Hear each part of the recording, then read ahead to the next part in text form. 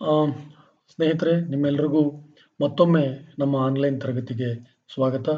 ನಾವು ಆಮ್, ಇದುವರೆಗೆ ಈ ಹಿಂದಿನ ತರಗತಿಯಲ್ಲಿ ನಿಸಾರ್ ಅಹ್ಮದ್ ಅವರ ಕೆಲವು ವಿಚಾರಗಳನ್ನು ಕುರಿಗಳು ಸಾರ್ ಕುರಿಗಳು ಪದ್ಯದ ಹಿನ್ನೆಲೆಯಲ್ಲಿ ನಾವು ಚರ್ಚೆ ಮಾಡಿದ್ವಿ.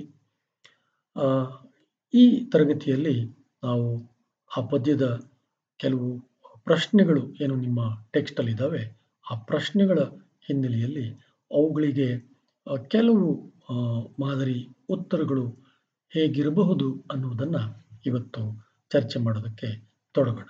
ಬನ್ನಿ. ನೋಡಿ, ಇಲ್ಲಿ ನಿಮಗೆ ಒಂದು 6-7 ಪ್ರಶ್ನೆಗಳನ್ನು ಕೊಟ್ಟಿದ್ದಾರೆ. ಈ 6-7 ಪ್ರಶ್ನೆಗಳು ಒಂದೊಂದು ಕೂಡ ಮೇಲ್ನೋಟಕ್ಕೆ ಯೂನಿಕ್ ಅಂತ ಅನ್ನಿಸ್ತವೆ.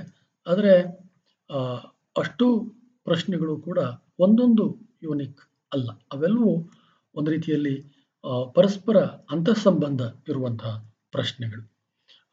ಮತ್ತೆ ಒಂದು ಪ್ರಶ್ನೆಯ ಉತ್ತರವನ್ನೇ ಇನ್ನೊಂದು ಪ್ರಶ್ನೆಗೆ ಅಲ್ಪ ಸ್ವಲ್ಪ ಬದಲಾಯಿಸಿ ನಾವು ರೂಪಾಂತರಿಸಿ ಬರೀಬಹುದಾದಂತಹ ರೀತಿಯಲ್ಲಿ ಇಲ್ಲಿ ಪ್ರಶ್ನೆಗಳು ಇದ್ದಾವೆ. ಈ ನೋಡಿ, ಮೊದಲನೇ ಪ್ರಶ್ನೆ, ಕುರಿಗಳು ಎಂದರೆ ಯಾರು ಮತ್ತು ಏಕೆ? ಇಲ್ಲಿ ಕವಿತೆ ಕುರಿಗಳು ಅಂದರೆ ಯಾರ್ಯಾರು ಕುರಿಗಳು ಅನ್ನುವುದನ್ನು ಬಹಳ ಸ್ಪಷ್ಟವಾಗಿ ಹೇಳುತ್ತೆ.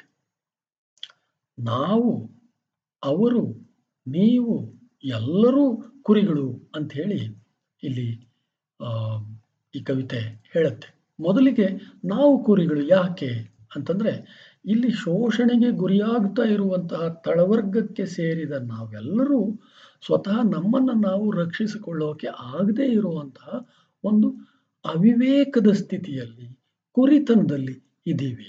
ಹಾಗಾಗಿ ನಾವು ಕುರಿಗಳು. ನಾವು ನಿಜವಾಗಿಯೂ ಪ್ರತಿಭಟನೆಯನ್ನ ಮಾಡಬೇಕಾಗಿದೆ.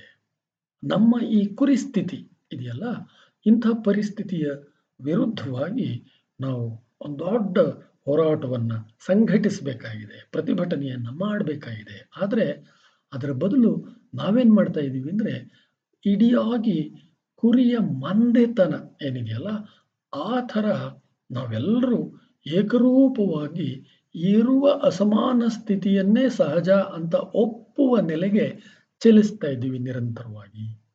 ಇದನ್ನು ಪ್ರತಿಭಟಿಸಬೇಕಾದಂತಹ ಒಂದು ಶಕ್ತಿಯನ್ನು ಪಡೆಯುವ ಸಾಧ್ಯತೆ ಇರುವಂತಹ ಸ್ಥಳೀಯ ನಾಯಕರು, ಅವರು ಕುರುಬರಿರಬಹುದು, ಗೊಲ್ಲರಿರಬಹುದು, ಅಥವಾ ತಳವೂರಿನ ಕುರುಬ ಅನ್ನುವ ಒಂದು ಪದ ಈ ಕವಿತೆ ಒಳಗಡೆ ಪ್ರಯೋಗ ಆಗುತ್ತೆ.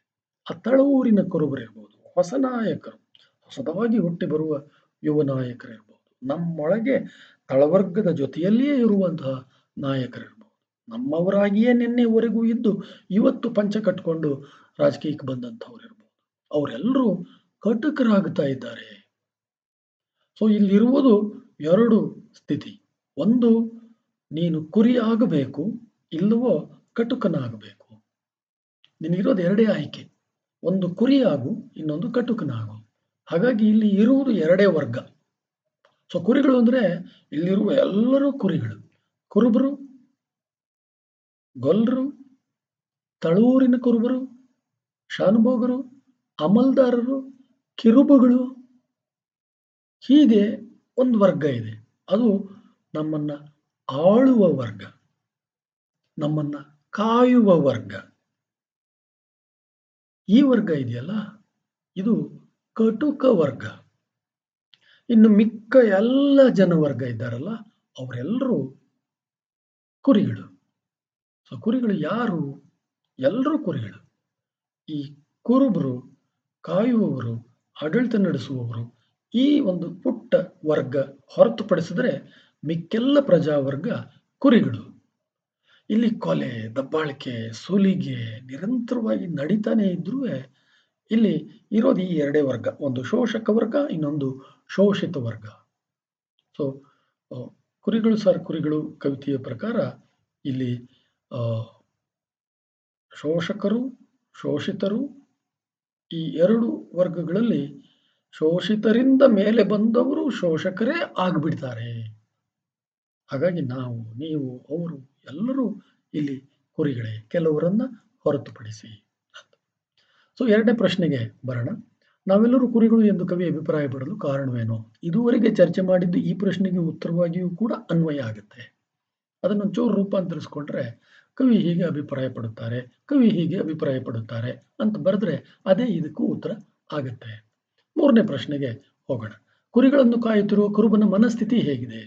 ಕುರಿಗಳನ್ನು ಕಾಯ್ತಾ ಇರುವ ಕುರುಬನ ಮನಸ್ಥಿತಿ ಹೆಂಗಿದೆ? ಕವಿತೆ ಹೇಳೋದೇನು ಅಂದ್ರೆ ಅವನ ಮನಸ್ಥಿತಿ ಕಟುಕನ ಮನಸ್ಥಿತಿ. ಶೋಷಕರ ಮನಸ್ಥಿತಿಯೇ ಕುರುಬನ ಮನಸ್ಥಿತಿಯೂ ಆಗಿದೆ. ಕುರುಬ ಕುರಿಗಳನ್ನ ಕಾಯ್ಬೇಕು, ಆದ್ರೆ ಅವನು ಕಾಯಲ್ಲ. ಕಿರುಬ ಬಂದು ಕುರಿ ತಿಂತಾ ಇದ್ರು ಸುಮ್ಮನೆ ಕೂತಿರ್ತಾನೆ ಆಟ ಆಡ್ಕೊಂಡು. ಬೇರೆಯವರು ಹೊರಗಿನಿಂದ ಯಾರಾದರೂ ಬಂದ್ರೆ ಅವರು ಮೆಚ್ಚಲಿ ಅಂತ ಹೇಳಿ ಒಂದು ಕುರಿಯನ್ನು ಕಡಿದು ಅವರಿಗೆ ಬಿರಿಯಾನಿ ಮಾಡಿ ಹಾಕ್ತಾನೆ. ತನ್ನ ಅನುಕೂಲಕ್ಕೆ ಕುರಿ ಕಾಯುವ ಕಾಯಕವನ್ನು ಬಳಸ್ಕೊಳ್ತಾ ಇದ್ದಾನೆ. ಆಮೇಲೆ ಅವನು ಎಂಥವನು, ಅವನ ಮನಸ್ಥಿತಿ ಎಂಥದ್ದು ಅಂತಂದ್ರೆ ಅವ್ರಿಗೆ ಬಿರಿಯಾನಿ ಮಾಡಿ ಹಾಕೋದಷ್ಟೇ ಅಲ್ಲ, ಅವರ ಕಿಸೆಗೆ ಹಸಿರು ನೋಟನ್ನ ತುರುಕ್ತಾನೆ. ತನ್ನ ಮಾತಿಗೆ ಬೆಣ್ಣೆಯನ್ನ ಹಚ್ಚಿ ಬಹಳ ನಯವಾಗಿ ಅವರ ಎದುರು ಮಾತಾಡಿ ಅವರನ್ನು ಮೆಚ್ಚಿಸುವುದಕ್ಕೆ ಪ್ರಯತ್ನಿಸ್ತಾನೆ. ಸೊ ಶೋಷಕರನ್ನ ಮೆಚ್ಚಿಸುವ ಕೆಲಸ ಮಾಡುವ ದುಷ್ಟ ಕಟುಕರಾಗಿ ಕುರಿಗಳನ್ನು ಕಾಯ್ತಾ ಇರುವ ಕುರುಬರ ಮನಸ್ಥಿತಿ ಇದೆ, ಕುರುಬರ ಇರುಸ್ಥಿತಿ ಇದೆ. ಮುಂದಿನ ಪ್ರಶ್ನೆಗೆ ಬರೋಣ. ಕುರಿ ಮತ್ತು ಕುರುಬನ ಸಂಬಂಧದ ಸ್ವರೂಪ ಏನು? ಈಗೇನು ನಾವು ಪ್ರಶ್ನೆಗೆ ಚರ್ಚೆ ಮಾಡಿದ್ವಿ, ಸೇಮ್ ಉತ್ತರ ಇದಕ್ಕೂ ಕೂಡ ಅನ್ವಯಿಸುತ್ತೆ. ಮುಂದಿನ ಪ್ರಶ್ನೆ, ನಮ್ಮ ವ್ಯವಸ್ಥೆಯ ವಿಡಂಬನೆ ಕವಿತೆಯಲ್ಲಿ ಹೇಗೆ ಮೂಡಿದೆ? ನಮ್ಮ ವ್ಯವಸ್ಥೆಯ ವಿಡಂಬನೆ ಈ ಕವಿತೆಯ ಒಳಗಡೆ ಹೆಂಗಿದೆ? ಇಡೀ ಕವಿತೆಯೇ ಹಾಸ್ಯಾತ್ಮಕವಾಗಿ, ಒಂದು ರೀತಿಯಲ್ಲಿ ವ್ಯಂಗ್ಯವಾಗಿ, ವಿಡಂಬನಾತ್ಮಕವಾಗಿ ಇರುವಂತಹ ಕವಿತೆ. ಅಂದ್ರೆ ಕೆಳವರ್ಗ ಏನಿದೆ ಈ ಜಗತ್ತಲ್ಲಿ, ಅದು ತನ್ನನ್ನು ಶೋಷಣೆ ಮಾಡ್ತಾ ಇರುವಂತಹ ಮೇಲಿನವರನ್ನ ಪ್ರತಿಭಟಿಸದೆ ಅವರನ್ನ ಸಂಪ್ರೀತಗೊಳಿಸೋದಕ್ಕೆ ಸದಾ ಪ್ರಯತ್ನಿಸ್ತಾ ಇರೋದನ್ನ ಈ ಕವಿತೆ ವ್ಯಂಗ್ಯವಾಗಿ ವಿಡಂಬಿಸುತ್ತೆ. ನಮ್ಮ ವ್ಯವಸ್ಥೆ ನಿರಂತರವಾಗಿ ಯಥಾಸ್ಥಿತಿಯಲ್ಲಿ ಉಳಿದಿದೆಯಲ್ಲ ಅನ್ನುವಂತಹ ಒಂದು ದುರಂತಮಯವಾದಂತಹ ತಲ್ಲಣ ಈ ವ್ಯಂಗ್ಯದ ಹಿನ್ನೆಲೆಯಲ್ಲಿ ಇದೆ. ಇದನ್ನ ಯಾಕೆ ಯಾರು ಬದಲಾಯಿಸ್ತಾ ಇಲ್ಲ? ಇದನ್ನ ಬದಲಾಯಿಸಬೇಕಾದ ಅಗತ್ಯ ಇದೆ, ಆದ್ರೆ ಯಾಕೆ ಯಾರು ಬದಲಾಯಿಸ್ತಾ ಇಲ್ಲ? ಆಮೇಲೆ ಈ ಥರದ ಪ್ರಶ್ನೆ ಇದೆಯಲ್ಲ, ಈ ಥರದ ಒಂದು ಪ್ರಶ್ನೆ ಒಂದು ಕೋಪಕ್ಕಾಗಲಿ, ಆವೇಶಕ್ಕಾಗಲಿ, ಚೀರಾಟಕ್ಕಾಗಲಿ ಚಲಿಸದೆ ಈ ಇಡೀ ಕವಿತೆ ಒಂದು ರೀತಿಯಲ್ಲಿ ಲೋಮ್ಯಾಟಿಕ್ ಅಂತ ಕರೆಯಬಹುದಾದ, ಅಂದ್ರೆ ಒಂದು ರೀತಿ ಕೆಳದನಿಯ ಹಾಸ್ಯದ ನೆಲೆ ಅಂತ ಕರೆಯಬಹುದಾದ ರೀತಿಯಲ್ಲಿ ಇದೆ. ನಿರೂಪಣಾ ಕ್ರಮ ನೋಡಿ, ನಾವೆಲ್ಲ ಬ್ಯಾ ಬ್ಯಾ ಬ್ಯಾ ಅಂತೀವಿ. ಆಮೇಲೆ ಅಲ್ಲಿ ಬರುವ ಪ್ರಾಸಗಳನ್ನು ನೋಡಿ, ಅದೆಲ್ಲ ಒಂದು ರೀತಿಯಲ್ಲಿ ಹಾಸ್ಯಕ್ಕೆ ಹತ್ತಿರವಾದ ನಿರೂಪಣೆಯ ಹಾಗೆ ಕಾಣುತ್ತೆ. ಒಂದು ರೀತಿ ಇಡೀ ಜನರ ವರ್ತನೆಯನ್ನ ಗೇಲಿ ಮಾಡುವ ಧಾಟಿ ಇಲ್ಲಿ ಪ್ರಧಾನವಾಗಿ ಇದೆ. ಈ ವ್ಯಂಗ್ಯ ವಿಡಂಬನೆ ಗೇಲಿ ಈ ಕವಿತೆಯ ನಿರೂಪಣೆಯ ಒಂದು ಶಕ್ತಿ, ಈ ಕವಿತೆಯ ಒಂದು ಶೈಲಿ. ನೆಕ್ಸ್ಟ್, ನೀವು ಕುರಿಗಳು ಎಂಬುದನ್ನು ಒಪ್ಪುವಿರಾ? ಅಲ್ಲವೆಂದರೆ ಹೇಗೆ? ಪದ್ಯ ಜನರನ್ನೆಲ್ಲ ಕುರಿಗಳು ಅಂತ ಹೇಳುತ್ತೆ. ಸೊ ನೀವು ಕುರಿಗಳು ಅನ್ನೋದನ್ನ ವಿದ್ಯಾರ್ಥಿಗಳು ಒಪ್ತೀರಾ? ಒಪ್ತೀವಿ ಅನ್ನೋದಾದ್ರೆ ಯಾಕೆ? ಒಪ್ಪಲ್ಲ ಅನ್ನೋದಾದ್ರೆ ಹೇಗೆ? ಇದು ನಿಮ್ಮ ಸ್ವಂತಿಕೆಯನ್ನ ಪ್ರಶ್ನಿಸುವಂತಹ ಪ್ರಶ್ನೆ. ಇದಕ್ಕೆ ನೀವೇ ಉತ್ತರವನ್ನ ಕೊಡಬೇಕು. ಕುರಿಗಳಾಗದೆ ಬದುಕುವುದು ಸಾಧ್ಯವೇ? ಇದು ಕೂಡ ನಿಮ್ಮ ಚಟುವಟಿಕೆಯನ್ನ, ನಿಮ್ಮ ಸ್ವಂತಿಕೆಯನ್ನ ಪ್ರಶ್ನಿಸುವಂತಹ ಒಂದು ಪ್ರಶ್ನೆ. ಇದಕ್ಕೂ ನೀವೇ ಉತ್ತರವನ್ನ ಕೊಡಬೇಕು. ನಾವು ಟೀಚರ್ಸ್ ಆಗಿ ನಿಮಗೆ ಇದನ್ನ ಸ್ಪೂನ್ ಫೀಡಿಂಗ್ ರೀತಿಯಲ್ಲಿ ಉತ್ತರವನ್ನ ಕೊಡುವ ಅಗತ್ಯವಿಲ್ಲ. ಇಡೀ ಪದ್ಯವೇ ಕುರಿತನದ ಬಗ್ಗೆ ಮಾತಾಡ್ತಾ ಇದೆ. ನಾವು ಕೂಡ ಅನುಸರಿಸುವ ಕುರಿಗಳನ್ನ ತಯಾರು ಮಾಡುವ ಕೆಲಸದವರಲ್ಲ. ಸ್ವಂತಿಕೆಯನ್ನ, ಸ್ವಂತ ಆಲೋಚನೆಯನ್ನ ಬೆಳೆಸಬೇಕಾಗಿರುವುದು ನಮ್ಮ ಕರ್ತವ್ಯ ಅಂತಲೇ ನಾವು ಭಾವಿಸಿರುವವರು. ಆದ್ರಿಂದ ನಿಮ್ಮ ಸ್ವಂತ ಅಭಿಪ್ರಾಯವನ್ನು ಬೇಡುವ ಪ್ರಶ್ನೆಗಳೇನಿದ್ದಾವೆ ಆ ಪ್ರಶ್ನೆಗಳಿಗೆ ನೀವೇ ಉತ್ತರವನ್ನ ನೀಡಿ. ಸ್ನೇಹಿತರೆ, ಇದುವರೆಗೆ ನಾವು ಕೆಲವು ಪ್ರಶ್ನೆಗಳಿಗೆ ಉತ್ತರಗಳನ್ನು ಕಂಡುಕೊಳ್ಳೋದಕ್ಕೆ ಪ್ರಯತ್ನ ಮಾಡಿದ್ದೀವಿ. ನೀವು ಅಭ್ಯಾಸ ಸಾಮಗ್ರಿಯನ್ನು ಈ ಕವಿತೆಗೆ ನಾವು ನೀಡಿದ್ದೇವೆ. ಅದನ್ನು ಗಮನಿಸಿದ್ರೆ ಇನ್ನೊಂದಷ್ಟು ವಿಸ್ತೃತವಾದ ಉತ್ತರಗಳನ್ನು ನಿಮ್ಮ ಪರೀಕ್ಷೆಯ ದೃಷ್ಟಿಯಿಂದ ಕಟ್ಟಿಕೊಳ್ಳೋದಕ್ಕೆ ಸಾಧ್ಯ ಇದೆ. ಸೊ ಆ ಅಭ್ಯಾಸ ಸಾಮಗ್ರಿಯನ್ನೂ ಕೂಡ ನೀವು ಗಮನಿಸಿ ಮತ್ತು ವಿವರವಾಗಿ ಕವಿತೆಯನ್ನು ಇನ್ನೊಂದಷ್ಟು ಗ್ರಹಿಸುವುದಕ್ಕೆ ಮತ್ತೆ ನೀವು ಪ್ರಯತ್ನಿಸಿ.